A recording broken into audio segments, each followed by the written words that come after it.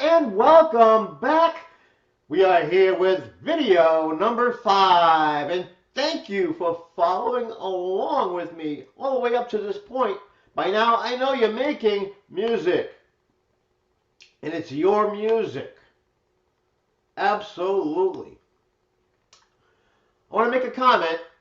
Following video number 4, I created something special for you if you'd like to take advantage of it. It's a 25-minute or so video session. All right, it's easy goddamn piano, just like we're doing here. It's the same context, but we're incorporating a couple of special professional chord techniques that I think will add, I know will add more dimension to your playing once you apply them. Okay, and currently that session is being offered at a special rate for my YouTube subscribers. My personal YouTube subscribers whom I love. I appreciate the comments. I appreciate you.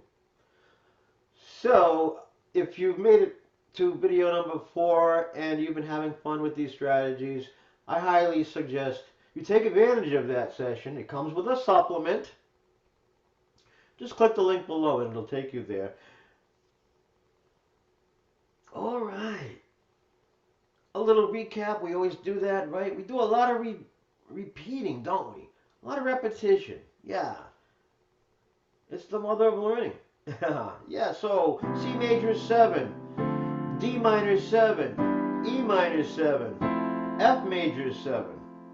Those are the 4 chords we've been using. We've been using those top 3 chord tones of 3, 5, 7 to make some music, right? We've been using those non-chord tones in between.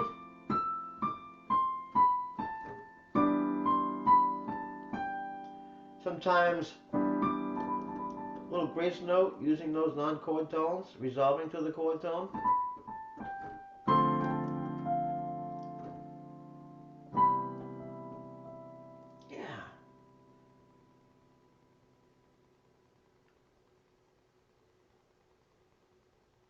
We're playing in different areas of the piano, using full range.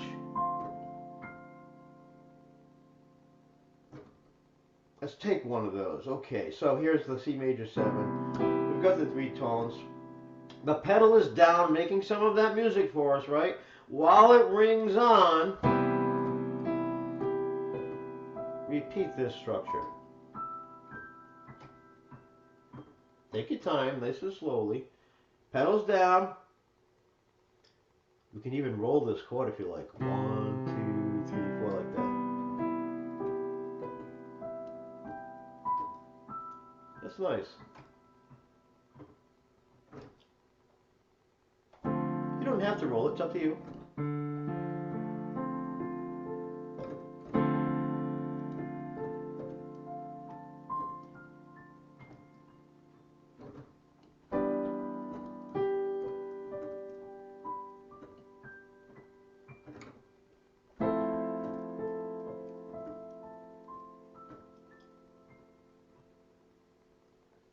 Yeah, and with those chords, we've also taken those top 3 chord tones, left them where they are, or played them with the right hand, and we brought that root down to the lower area, right? Like a bass player. Again, we've got that bass player here and the guitar strummer here, however you want to think about that. But yeah, this is how music works. Take a look. And then we've followed along with all 4 chords with this chord structure. Works nicely.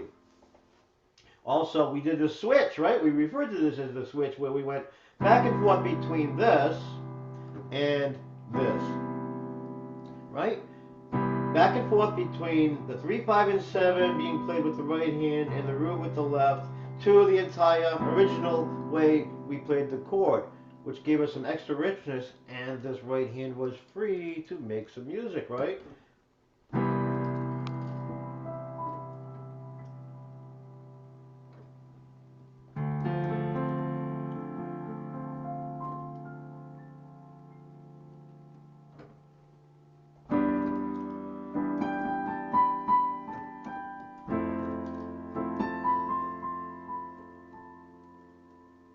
All right, we're going to use this to our advantage.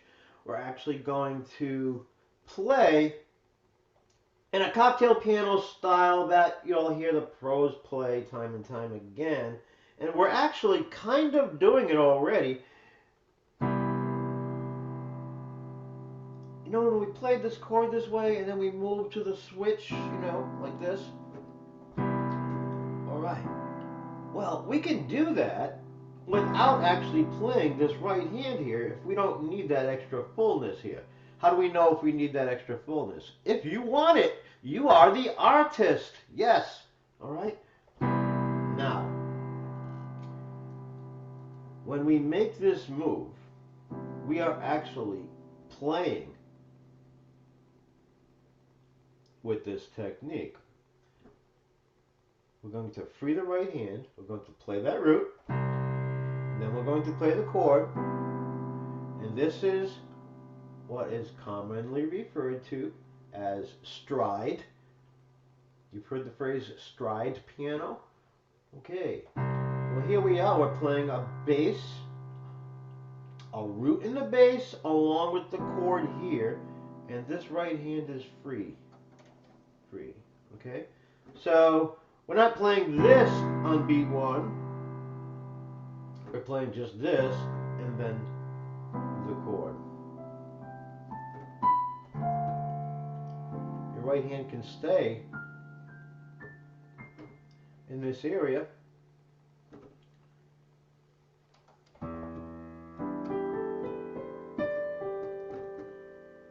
Then we can put that in once in a while, right? See, the whole idea is you're learning these different strategies and you're going to mix them up the way you want to. Right? You're going to steer the paint. Yeah. So let's do this stride. We've got the root coming to the chord. Root coming to the chord. Root coming to the chord. Root, chord. All right, that's stride. Now, we can still play rubato, meaning we're not counting 1, 2, 3, 4 when we're doing this, right? Just hold that sustain pedal down, let those chords ring on, and make your music, okay?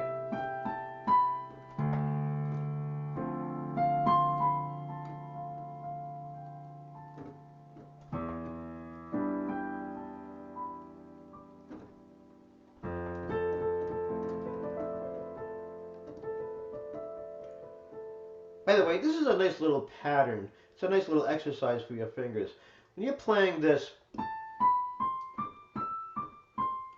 5-note sequence using the chord tones and the non-chord tones all together, and you're using the thumb and 4 fingers to climb up and down, when you're able to do this, feeling pretty mobile, your confidence level will certainly increase, okay?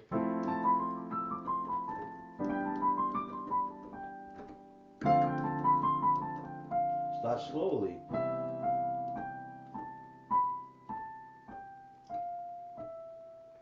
All right. Now for keeping time, very effective. 1, 2, 3, 4. Now I want to bring this up right now. You see that root in the bass? You notice I hit it pretty lightly. Like, we're not pounding it. We don't want we don't want it to overpower the chord, and we don't want the chord to overpower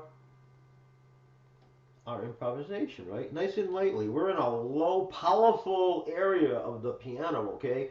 So what that means is no matter how lightly you play what you play here, it's going to be heard. Especially considering the fact that you're playing a voice here and 4 voices here. Right? So that's powerful. So lay back with the volume, nice and lightly. 1, 2, 3, 4.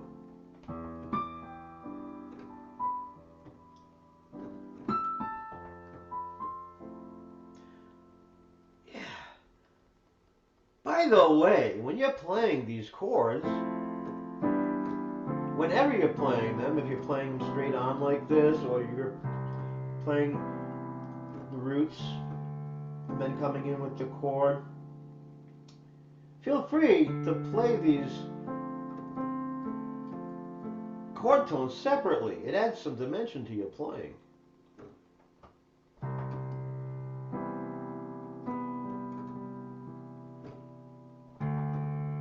However you like to do it. No rules here.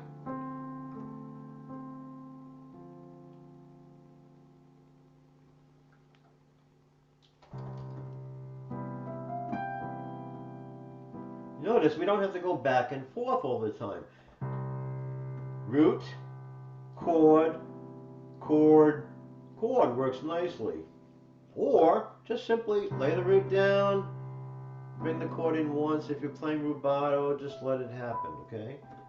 If we're keeping time, 1, 2, 3, 4. We have options. We can go 1, 2, 3, 4 back and forth, right? Or we can go 1, 2, 3, 4. Or we can do this. 1, 2, 3, 4. 1, 2, 3, 4. That's up to you, okay?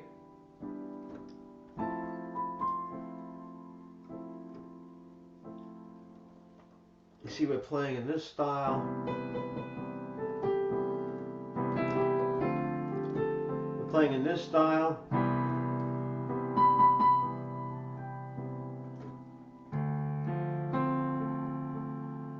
We're playing with this style. We can mix all these up. It's your style. See, what you're doing is you are developing your own personal playing style using tools and techniques that have been available for ages, okay? Now, when it comes to this stride technique,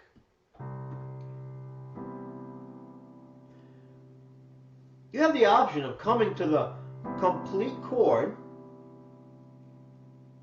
or we already played the root. You don't need to play this one if you don't want to. So you can go ahead and play that 3, 5, and 7 with the pinky, middle finger, and thumb. That's up to you. It's up to you. Listen to the difference.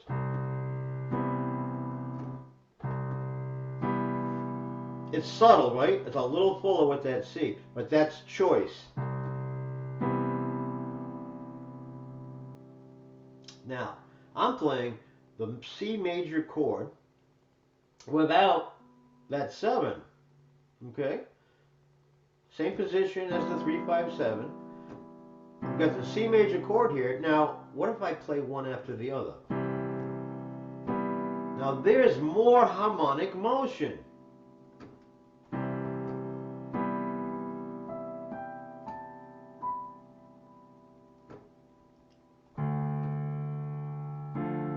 There's the D minor chord. You see, it's the 1, 3, 5 of the chord, and then the 3, 5, 7. How do you feel about that?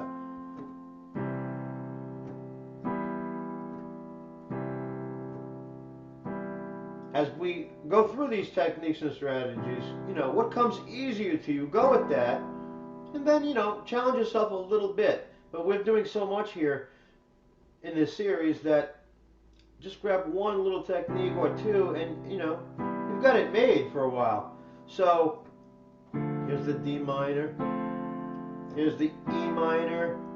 See what we're doing? We're just taking that chord. It has 2 3-note chords inside, right? There's the F major 7, these 3 tones, and then these 3 tones.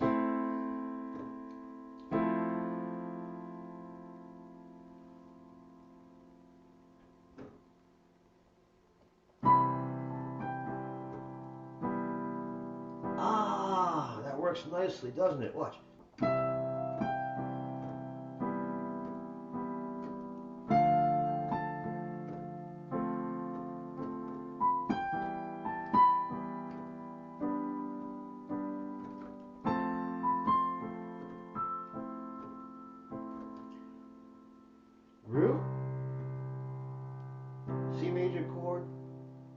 major chord, right? C major 7th.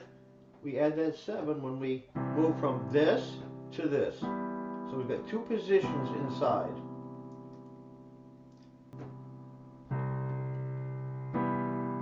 Now somebody may be asking, well, can I play the chord like this and then have those fingers play these and just leave my hand like that? You know, just kind of do this? Yes, you can. Yes, you can. However, if you're playing them like this,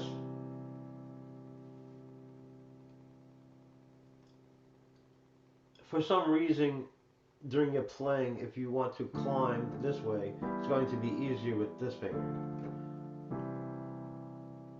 Okay?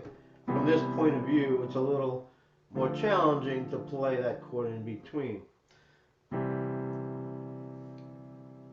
And I know there are some people who are actually going to find this movement easier than actually stretching in this way. It does feel like a stretch at the beginning. I understand that.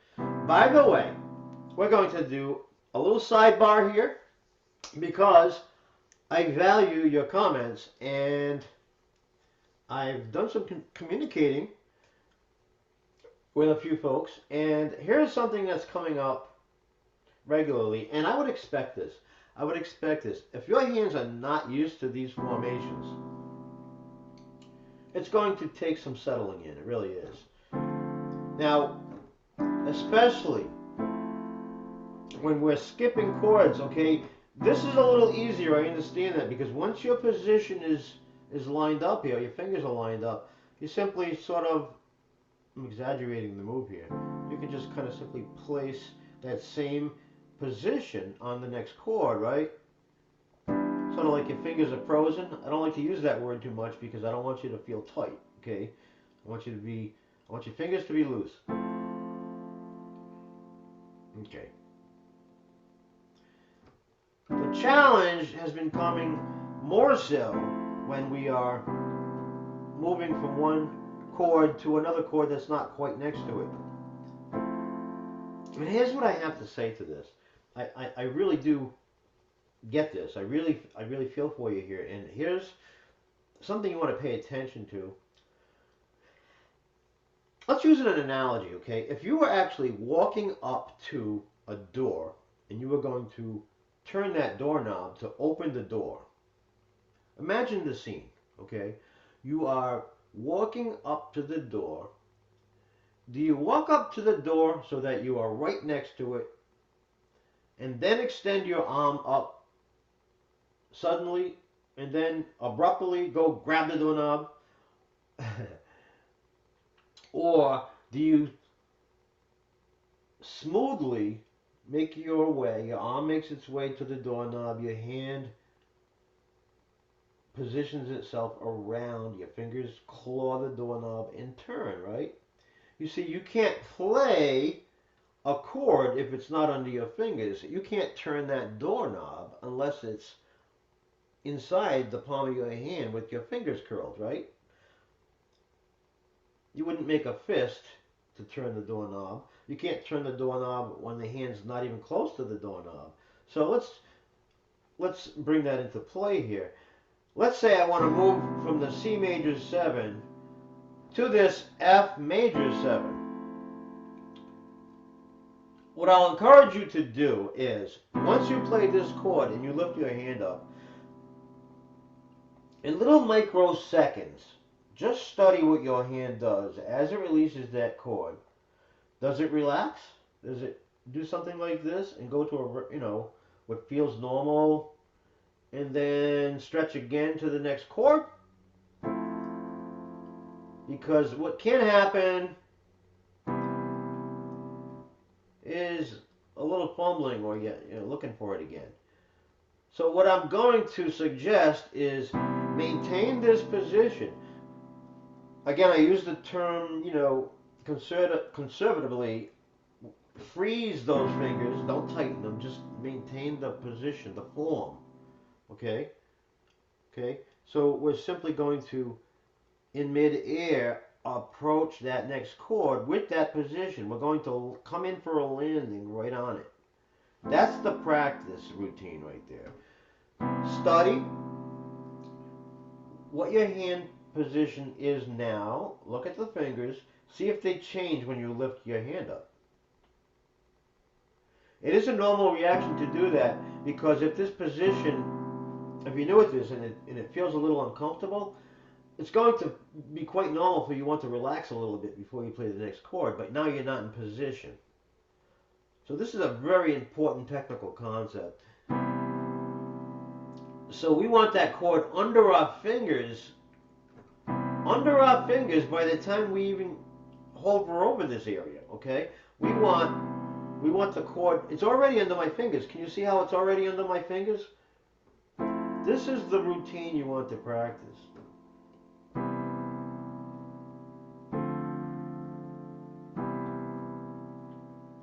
Study your fingers, see if they are maintaining that position. I appreciate this question, I really do, because it affects so many people. And practically everyone when they first begin.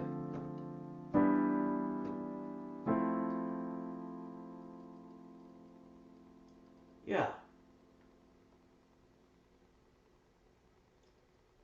So you can't play a chord if your fingers are not there. So if I relax here and I go to play that chord, now I have to search it. You know, keeping time, if I want to keep time, it's going to be a difficult thing to do. Okay? So a nice little challenge is to give yourself that little incentive by saying, okay, I'm going to count 4 beats. I'm going to count 2 beats for this chord, and then I'm going to count 2 beats for this chord. So I'll count 1, 2, 3, 4. 1, 2. Am I there? I'm a little late. Okay. 1, 2. That's right. You get the pedal down so you can release right away, right? 1, 2. See, it's count 2 and I'm already on this chord. 1, 2. Count 3, I simply depress the keys. You see that?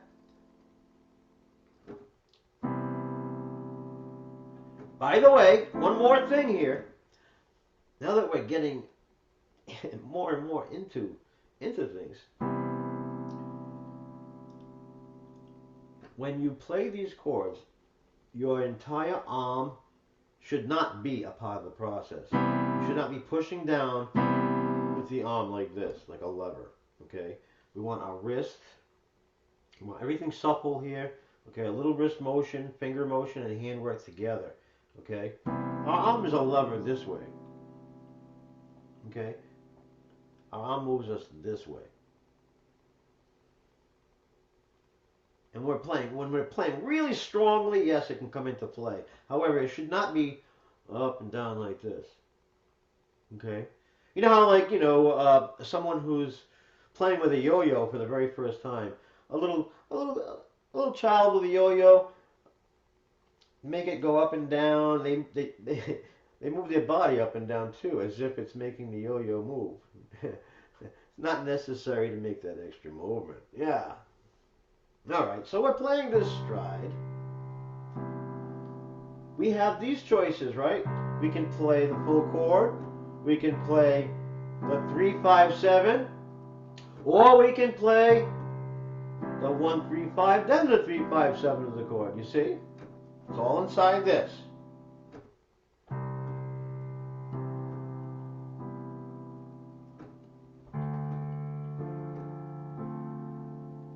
And you've got this free, right?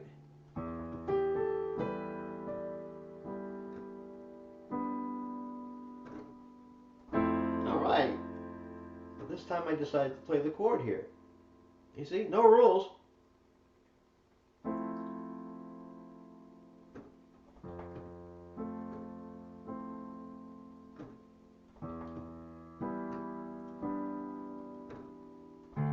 So this is a movement you'll want to practice, have some fun with.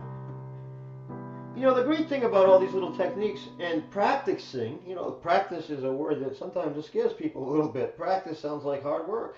Well, the cool thing about practicing these ideas is it's musical while we're practicing, So we're always making music of some kind. Even if you're just holding a couple of chords down. It's all beautiful music. It's all great.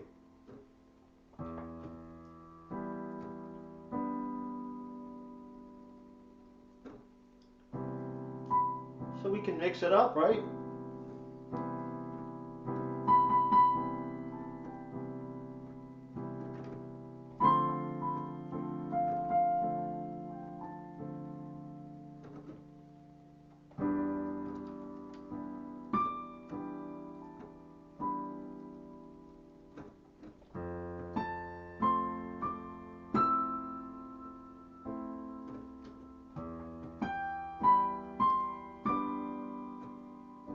It's actually a lot of fun going back and forth between the 1-3-5 and the 3-5-7 of the chord.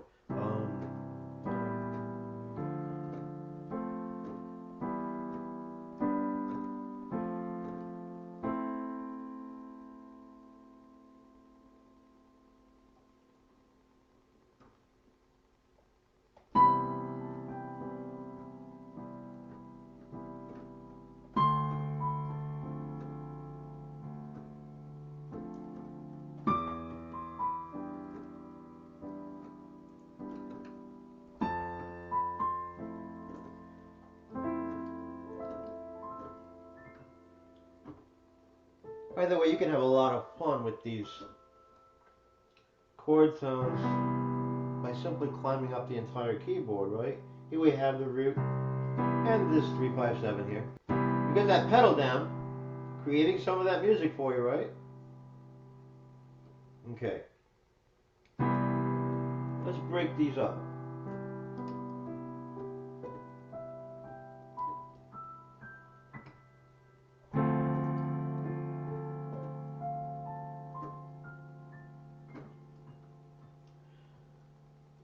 Using the entire range sometimes, right?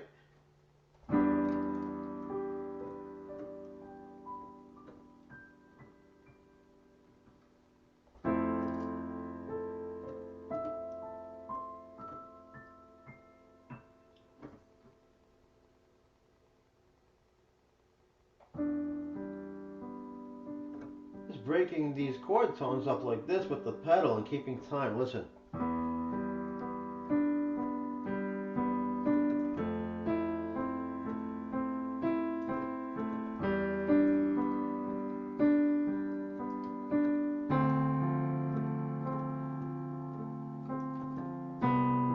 That's a great accompaniment chordal technique. Sing along with your playing. Try to play one of these notes and then sing it. Okay, then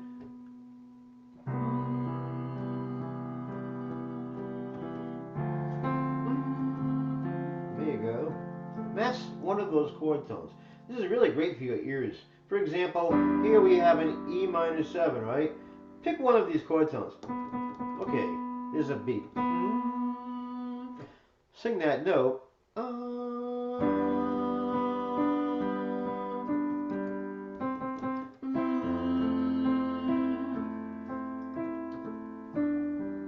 Sure.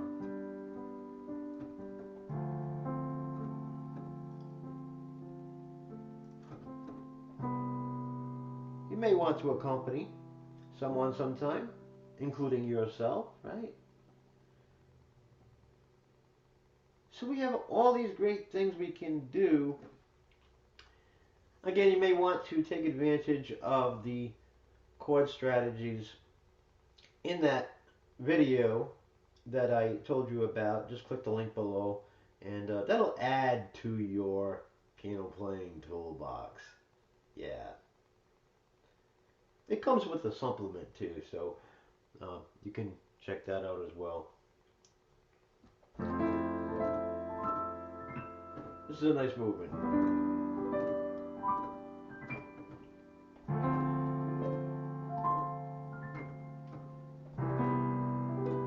And I really understand.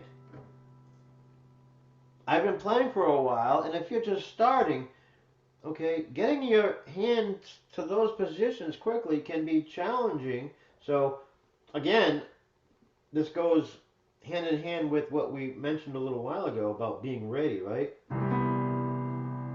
I'm not going to wait to the last minute. If my sustain pedal is down, there's no reason to hang out here, right? See, I can just go right there even before it's time to play. That's what we want to do ideally. So there's a nice movement to practice. Play the chord, move up, get ready, then play. See, there's no like fumbling and looking for it. I'm there. I'm coming in for the landing.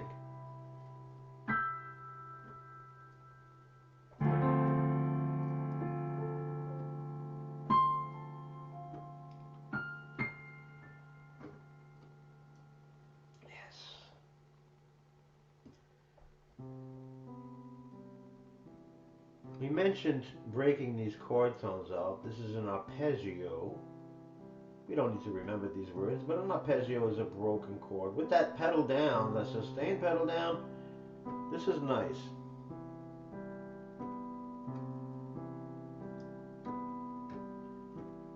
Back and forth is nice.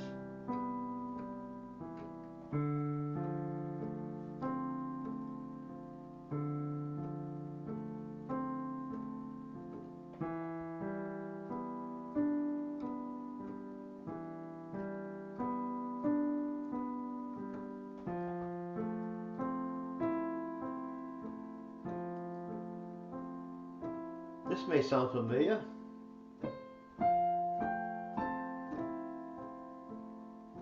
Same thing, right? Yeah. Okay, so all these techniques that we're having fun with, hey, it's how music works.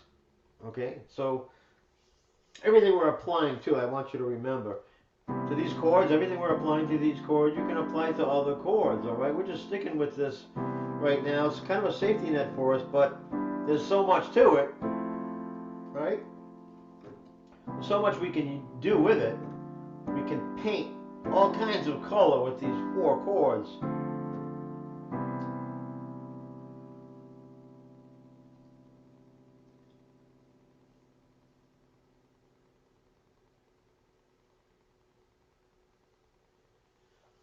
I really want to encourage your questions.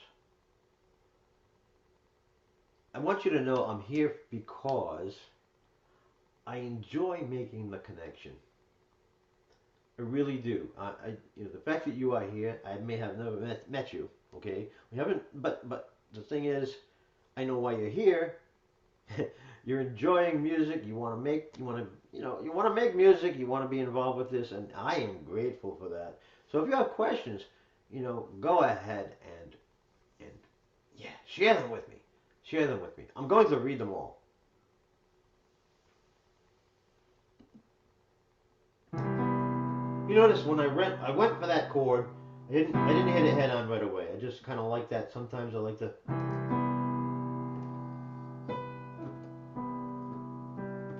Sometimes I'll hit it head on. Yeah, alternating. 2, 3, 4, 1 and 2, 3 and 1, 2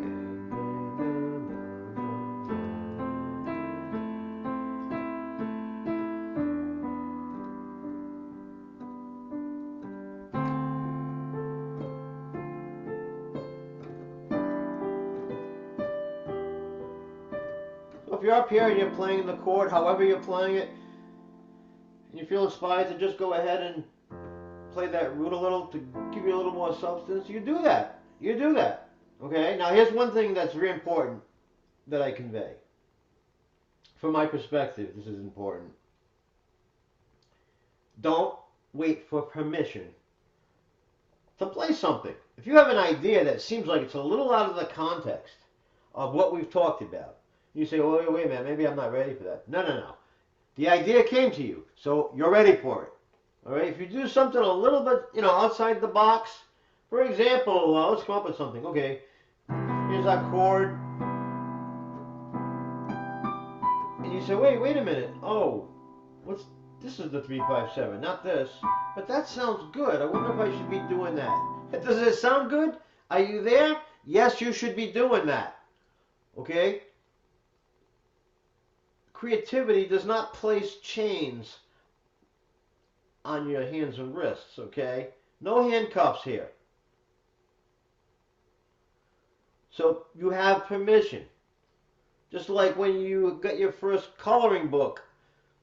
I know when I had my first coloring book, oh my gosh, you know, going outside the lines was like, you know, compulsion.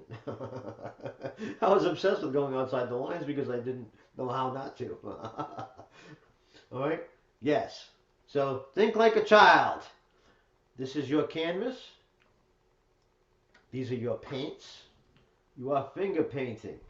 And everything you do sounds good. But the thing is, you know now, you know enough where, like, when you place those hands down, things are going to sound good, right?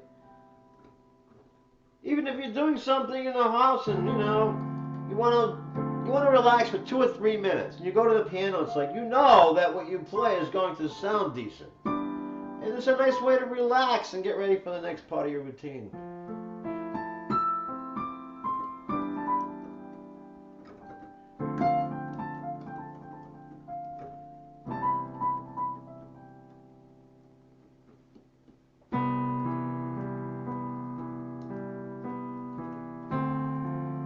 Now watch this. We already did it, kind of, but an octave high now. Keep the root.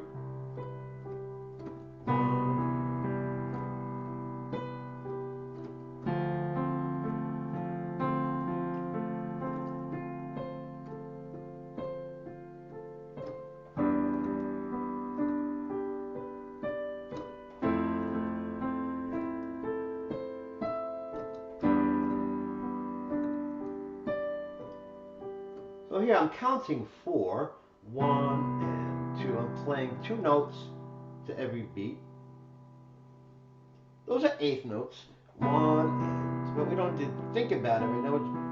We can feel that, right? 1, 2 and 3 and 4.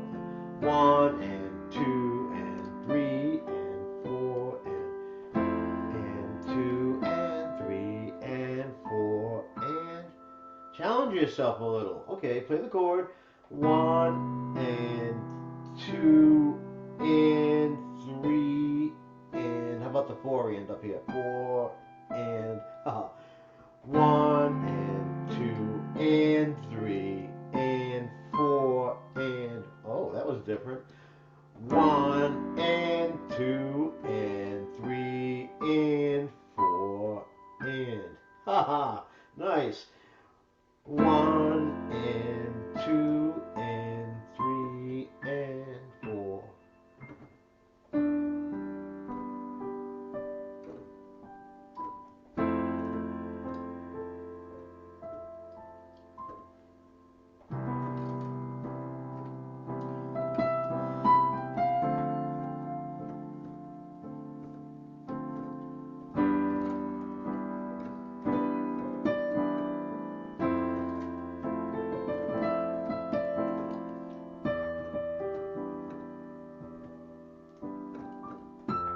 I'm really enjoying myself. I really am.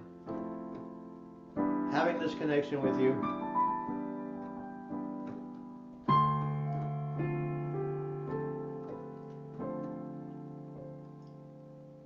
Now go to that piano or keyboard of yours if you're not there already. And have fun making some beautiful music. I'll see you soon.